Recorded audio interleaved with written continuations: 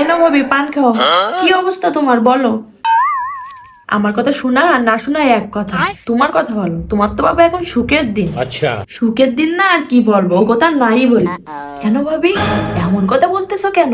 তোমার তিনটা ছেলে, দুইটা ছেলে বিয়ে দিছো, দুইটা বউ আসছে, এখন তো তোমার সুখের সময়। সব একটা বউ নিয়ে আসছে না, নবাব জাতি নিয়ে আসছে। আর আমার বড় ছেলে, সে তো বউ ভেরুয়া, বউর কথা উঠে আর বসে।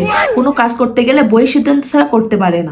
কোথাও ঘুরতে গেলে মানি ব্যাগের মতন বউ সাথে করে নিয়ে যায়। সে আর কি বলবো, এক কথা বউ পাগল। ও, আর তোমার মেজো ছেলে ওটা কেমন?